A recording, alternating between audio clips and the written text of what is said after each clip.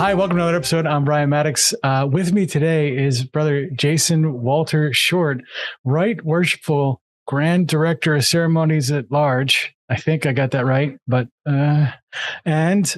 he's here with me today because he's awesome, and I can't wait for you guys to hear what he's got to say. Welcome. Thank you, Brother Brian. It's a pleasure to be here. I appreciate the invitation. So I just found out moments ago in casual conversation that you're a worshipful master right now. So before we get into all the work that you've done, that's just amazing on the coverage of all of the different spiritual texts and work you've been doing at the Grand Lodge in New York. Can you tell me what it's like being in the East? Is this your first time? Yeah, this is my first time in the East. I'm the first non-past master to take the East in my lodge in over 5 years, which is pretty exciting. I'm very, very blessed to have had the opportunity to be in the East and so quickly into my Masonic career as well. I'm having a great time. My brothers are having a great time. We want to just keep a good thing going. So I'm sure it's been a learning experience of sorts. When did your term start? June. Okay. So you're coming up again. You're halfway through at least, right? Yeah. As of the recording this episode. So what have you learned so far? In the East? Ooh. I think my big takeaway has been flexibility. We've done a really wonderful job hitting the main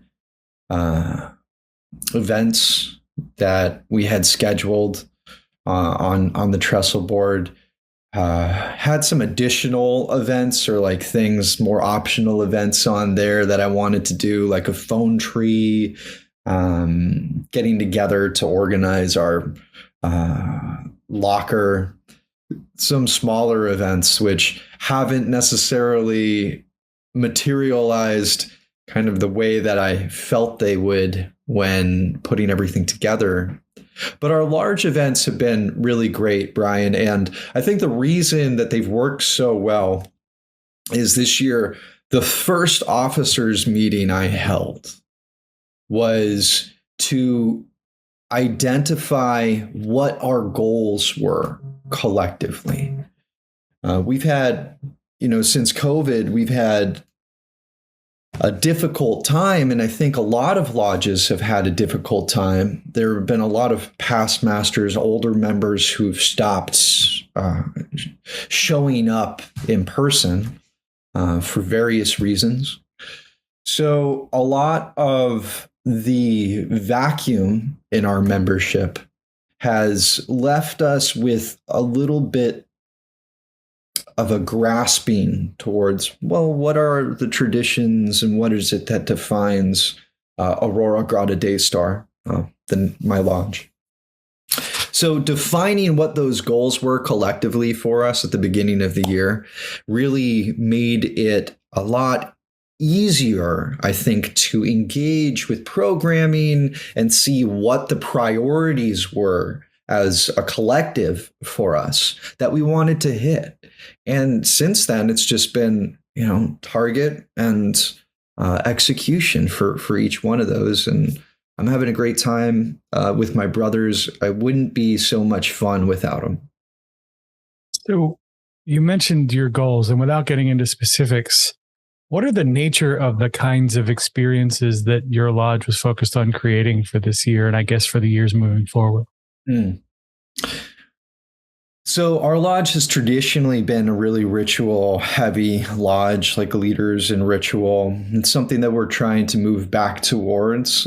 Some of the younger members in my lodge are fathers or professionals, and haven't had as much time to practice ritual memorization. And though, as much as we would like to see that as a primary goal, the real goal started to become redefining what we are culturally as an educational lodge, as well as a lodge that programs events, not just for us, but for our region, for the public. So a couple of our big goals were engaging with not just our lodge, but collaborating with other lodges in events, engaging with the community, offering public lectures and events, and engaging with our families so that we together as brothers could feel like we were more aligned with one another. In more rural lodges, and even in the city, in the outer boroughs, it's very regular for there to be a collation prior to the meeting. The collation space is typically in the lodge. It's included in your rent. So it's not unheard of for a brother's family to maybe show up for dinner, help out, kids being there to do their homework or play a board game together, the wives hanging out or what have you while the brothers go off and retire for business. In Manhattan, in the city here, it's pretty difficult. I mean, most brothers, on average, it's going to take you about 45 minutes to get there. If you're not coming directly from work, you got to go home, throw your suit on. Our gavel wraps at 7:30, and we have brothers showing up at the last minute, sometimes having to come in after the meeting's begun. So we don't have this real opportunity for engaging a lot of the time with our families. We don't have this real opportunity for that collation space together until after our meetings, which we will wrap sometimes 9:30, 10 o'clock to get just even a couple of brothers who don't have to take that 45 minutes, hour plus ride home to go out for beers or food or what have you. So for us, that goal to align then when we are getting together to create a space where we meet twice a month. Our first meeting now is just a business meeting, and then we do a lecture, we do educational programming, we do something beneficial. It's the last thing any of our brothers want is to show up and then just sit through dirty laundry or sit through business numbers and not have any benefit for being there.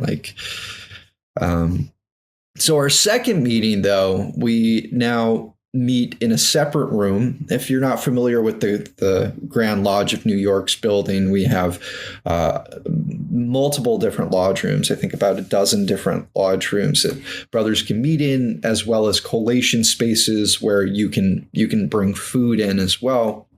So we moved our second meeting into one of these collation spaces and are now catering that night to just be a banquet or be a table lodge or be something where we've had a family night where we had Masonic youth groups come in. We've offered multiple programs as well that were open to families or wives to come and participate.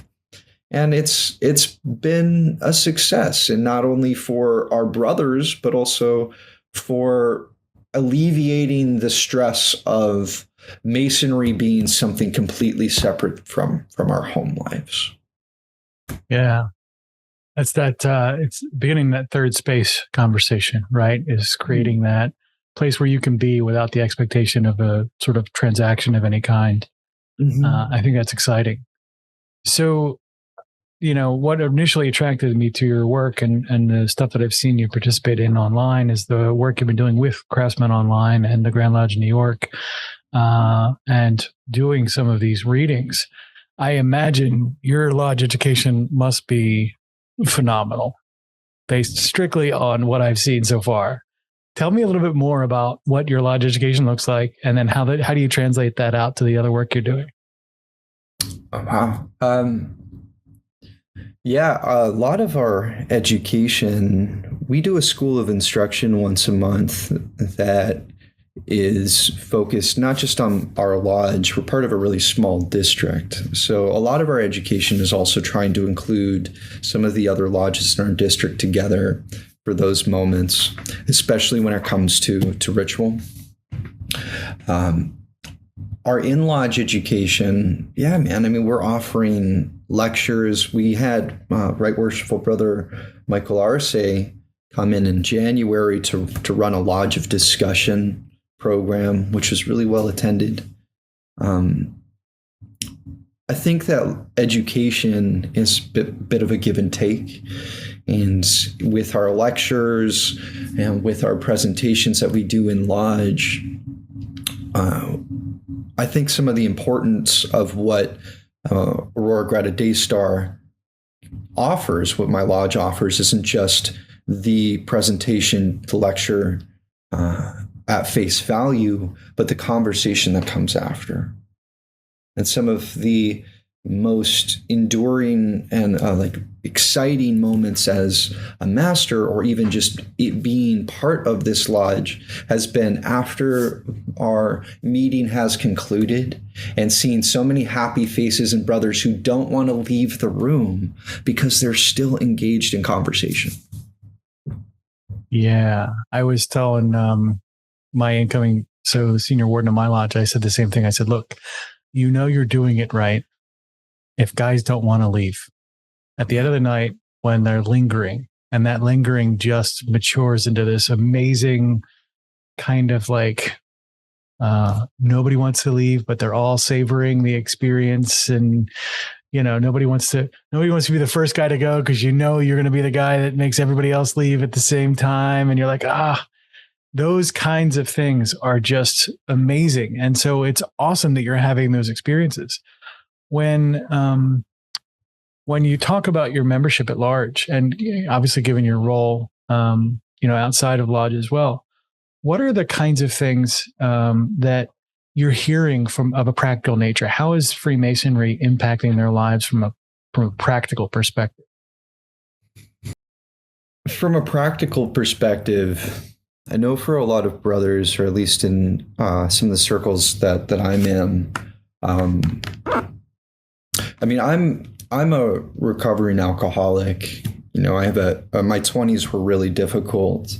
Getting into my 30s and don't want to say reinventing myself, but looking for more of a reason to participate in life outside of going to a bar, and having a safe place where I could meet other good men and make friends. Freemasonry has offered this nice framework for my life that is not only in the spiritual realm given me more conviction and purpose to practice and pull myself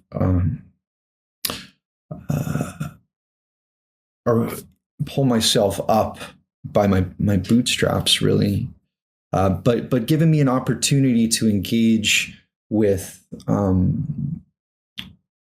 something that gives me purpose in my free time as well. I think there's a lot of us who, at least in my experience, a lot of us who go home at night, and sometimes nowadays we're just sort of grasping for something to do. There's a lot of options. We can watch any of the streaming services, just our phone. I mean, of course, there's those of us who are interested in reading or research. That's great, but without a framework or sort of a reason to engage in some of the things that maybe our heart is drawn to, I think we just sort of melt into our sofas these days. And Freemasonry is giving us this option.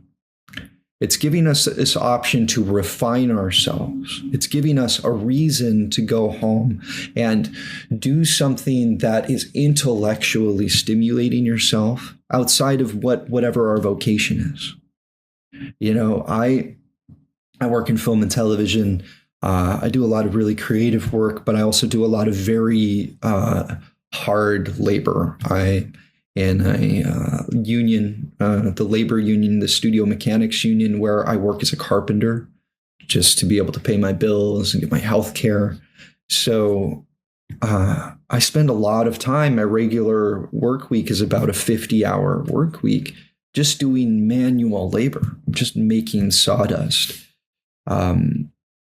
Without the framework or the group activities that Freemasonry offers me to step outside of that role, I wouldn't feel so much of a desire to get home and sink into the Bhagavad Gita, or get home and sink into ritual memorization or memory palace technique, and just sink into things that I'm doing, not just because I need to do it for tomorrow, or not just because I want an escape. I'm doing it because it's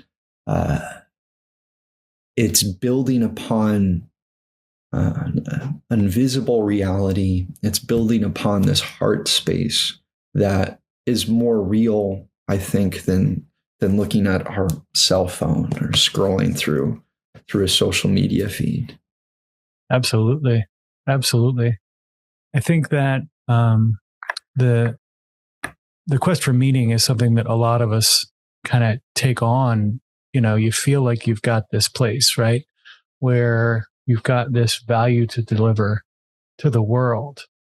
And, you know, Freemasonry, I'm not going to suggest that by design this was part of the original plan of the craft. It may have been something that is emergent out of it, that there is enough framework there to push against, to strive against, and with at the same time. So it's not oppositional. It's more like in the same way as scaffolding helps you climb to a tall location.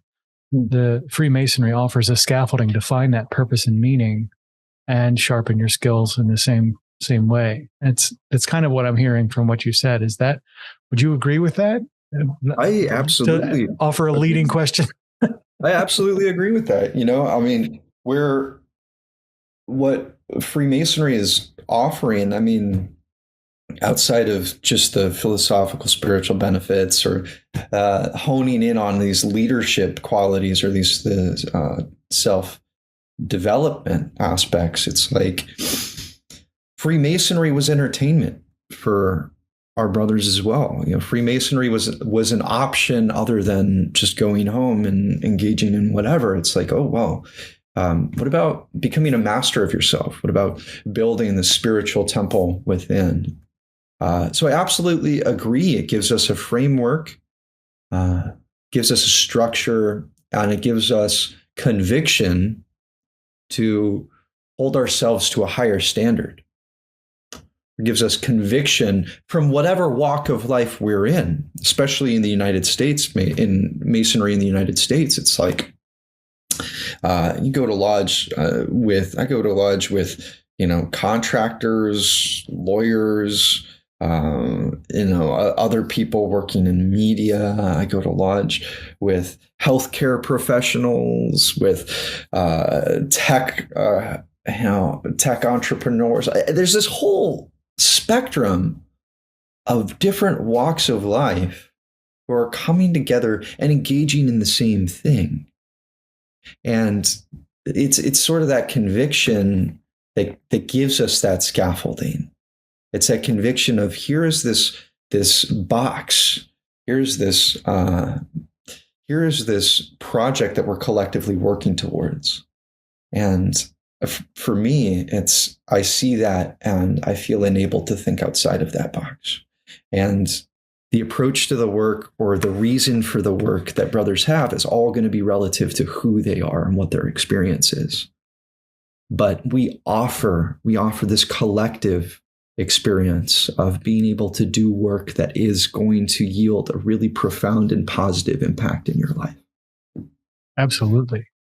And so to speak to that, one of the things that we're instructed in the ritual is, that we shouldn't be talking about politics and religion and things like that in lodge.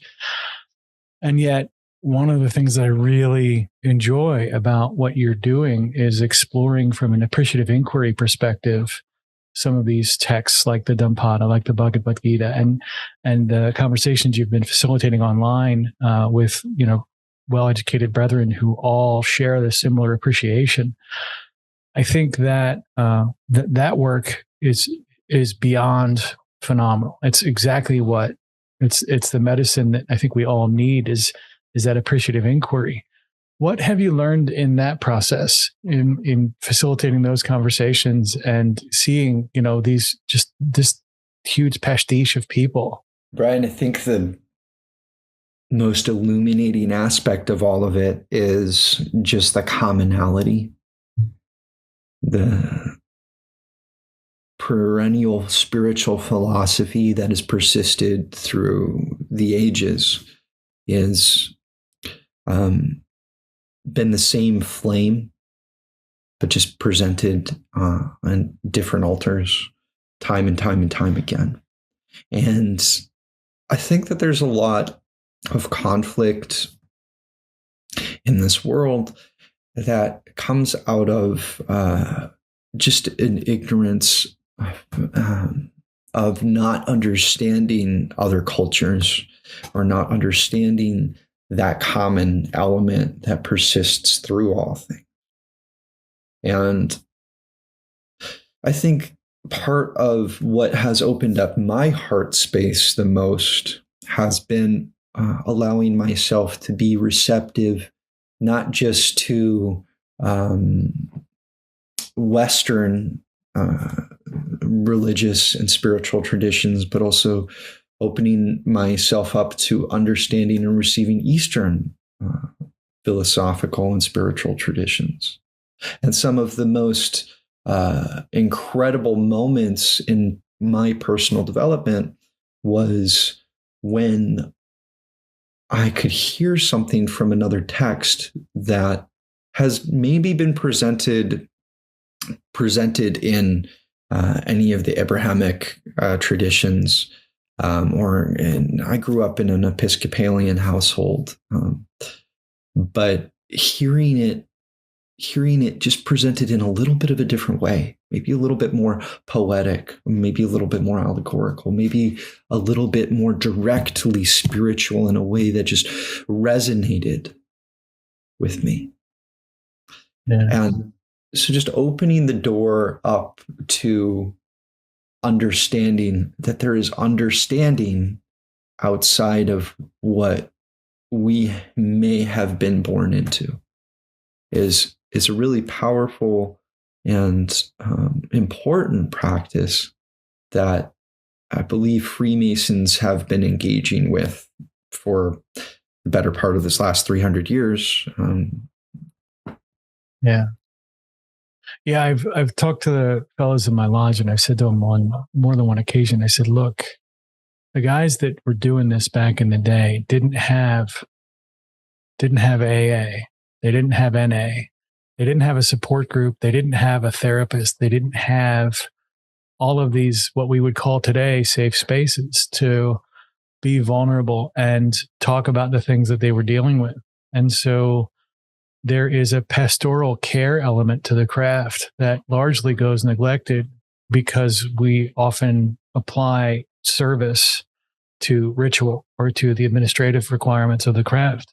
Mm-hmm. And I genuinely believe that pastoral care element, which it sounds like you're beautifully encapsulating at your lodge, is vital to the craft survival, but it's also where we will energize and provide value to every individual member in the flowering of their understanding by bringing them from wherever they are to, wherever they could be potentially. We actually have this huge systemic impact potential as well, not by focusing on the system, but by focusing on the man. Yeah.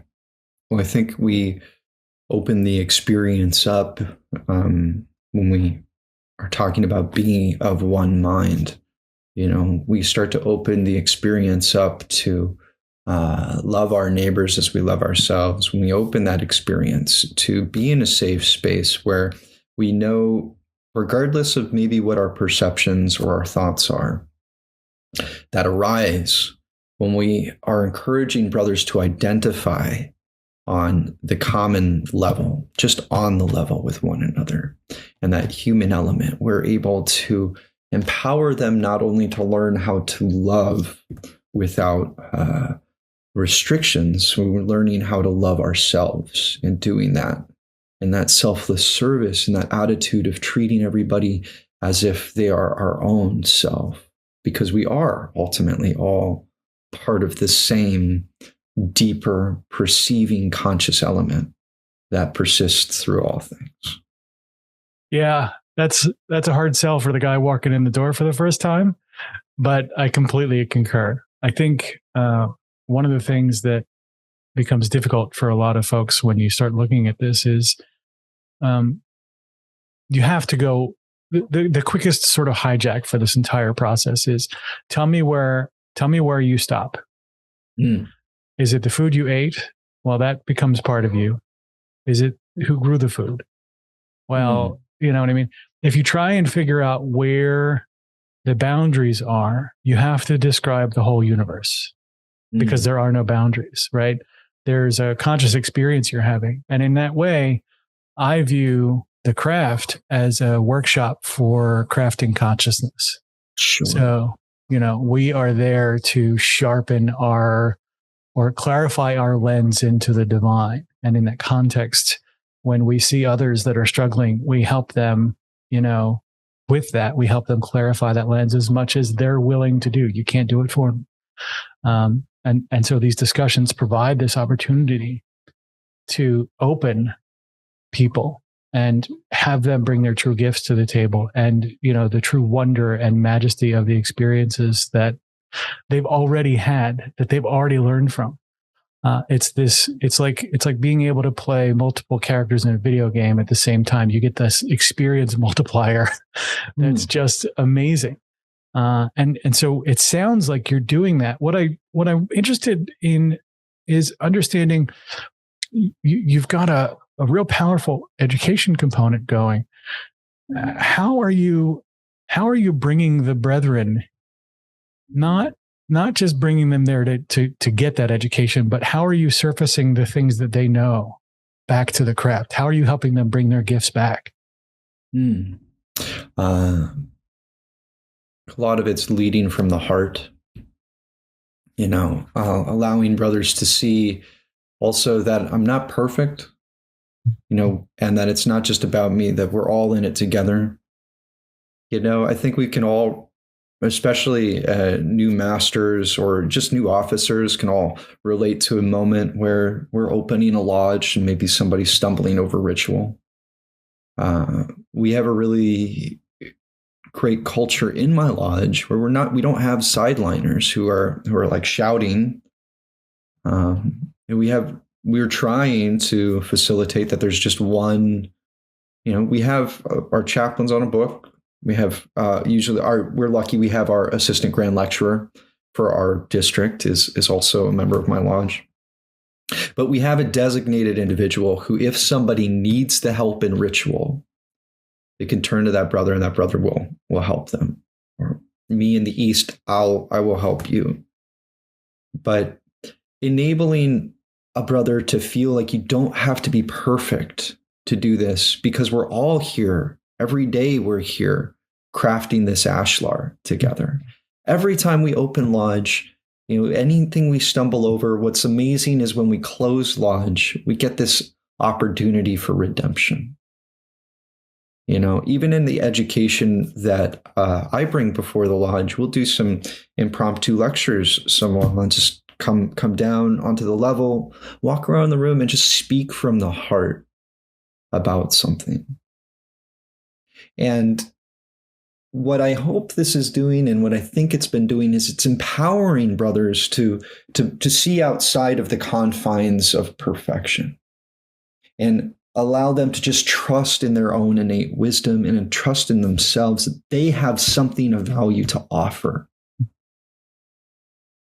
Public speaking is, for a lot of people, it's even for myself, it's so easy to get worked up about getting up in front of a room of people, about, am I going to say the right thing? Or over defining what it is that we want to present. To break that and allow a brother to just come up and be with us is so important. And in education, regardless of what it is that we're presenting, it's Maya Angelou speaks about, it's not about the words that you're going to say that people are going to remember. It's how you make them feel. By being able to empower brothers to recognize that within themselves, and that if you're going to get up and do a presentation or speak about something, I want to know what you think about it. I want to know what you feel about it. The facts are great. We can always cut away. You can always reference something, but it's your opinion. Yeah, Brian, you had this, when we were speaking before, you had an analogy of us being the lens for divinity to shine through. I want to see that light come through you. And what's beautiful about our craft, and what's beautiful about when we get together, is allowing us all to come into this safe space where we're not here to judge one another. We're here to empower each other to be as bright of a light as possible and allow that light to shine, because that is where we learn. We might not know it, but something that I say in lodge, or something that another brother may say in lodge, when we're not restricting ourselves to what we think we have to say in that moment, but what actually just naturally unfolds and comes out in the conversation, may be exactly what another brother needs to hear who's going through something at that moment. And that's the beauty of the craft. I mean, that's just the most beautiful and unique and interesting and fascinating thing about the universe, is we are all here experiencing this thing together. And the patterns that unfold in my life are the patterns that are reflected in your life, or the patterns that are reflected in nature. Yep. And sometimes when we're suffering on our own, we don't recognize or appreciate that that's a common experience. Relative to whoever or whatever it may be. Sometimes the words that then come through, that are reflecting through us when we polish ourselves as that lens, that's the word. That's the lesson, that's the wisdom that needs to unfold in that moment. And it's not just for the speaker. It's not just for that one brother. It's for everybody. Yeah. Wow. I'm gonna let that be the end of the episode. Holy crap. Thank you so much for coming on today. Thank you, Brian. This has been a pleasure, bro. I really appreciate the invitation, curiosity, and the opportunity. All of it. This is really, really neat.